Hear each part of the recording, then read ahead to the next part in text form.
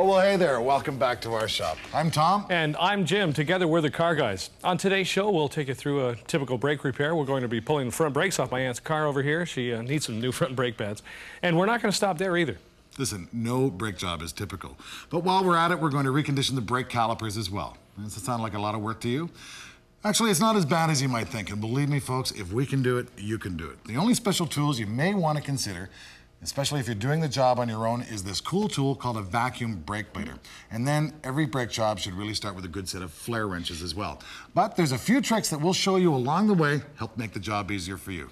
Now that'll take us through part 1 and 2 of the show today. In part number 3, we'll show you how to bleed the brake lines and make sure there's no air bubbles in the system. Ah, yes. Well, why don't you give us a couple of minutes to get everything ready here, and then we'll get started with this brake job. Welcome back. You know, brakes are an important part of the vehicular equation of life. Most people worry about getting the thing going, but sooner or later, once you're going to need the ability to stop.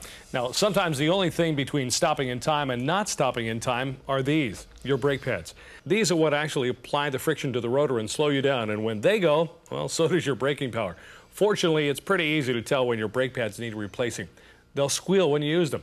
All right, and if your brake pads squeal, you need to change the pads, and you can't wait very long. If you let those brake pads wear out completely, well, eventually you're sure to score the rotors. Now, we caught Jim's aunt's car in plenty of time. So don't wait if yours are squealing, please. The squeal, well, it's a cry for help. Get to it. What he said. Before we get started, let's review some of those safety procedures before we work on the brakes. Now, first of all, you want to make sure that this car is on a nice level surface. And make sure that your car or truck is securely raised off the ground. Never, ever just work with a jack under it. You're going to be doing a lot of pulling, pushing, twisting, and straining around the wheel area, and that could easily shake the jack loose. Listen, I'll tell you what'll ruin your whole day. This car coming crashing down on you while you're in the middle of a brake job. Oh, yeah. Axle stands work a lot better. They're more secure when they're placed on a firm surface like this shop floor. And finally, get a hold of one of these or at least a dust mask. Brake pads and their linings create a lot of nasty dust, and you don't want to inhale this stuff. Sure. Now, Jim, you got a layout of tools? Yep. I'll get started on this. All right. Now, before we get started, it's a good idea to get all the tools you need and assemble them all in one place. It's a lot better than running back and forth between the job and your workbench trying to find what you need in the middle of it.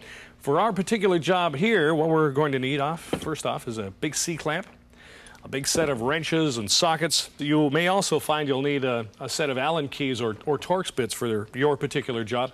And you'll also need a flare or line wrench for the bleeder screw. Now, this is a rather unique little device. It gives you a little bit better grip on a hex nut than a regular crescent wrench does, but we'll still get around the brake line. You'll need a torque wrench for this one, a canister of compressed air that we have on hand.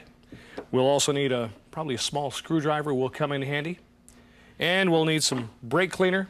By the way, don't use the regular petroleum-based solvents. They're not designed for brake work, and they could actually damage some of your brake components.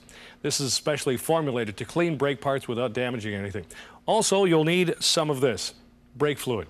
Check your owner's manual for the specific kind you need. It's usually referred to as .3 or .4.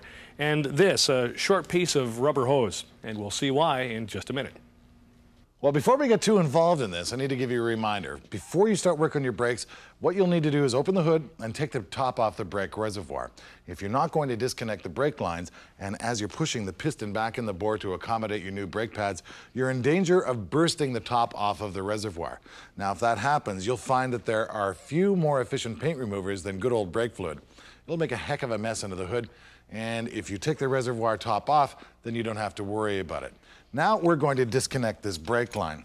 Now, if you're just doing a pad change, you don't have to do this. But since that we're going to rebuild this caliper and do most of this in the bench, we'll be bleeding the brake lines anyway, so why not just get it out of the way now? Now, remember, when you apply the brakes, the fluid in these brake lines is under quite a lot of pressure. any weakness in the hose, and it could swell or burst once you apply that pressure. Now that's going to cause a catastrophic failure of the brakes. The pedal will go to the floor, you'll have no brakes at all.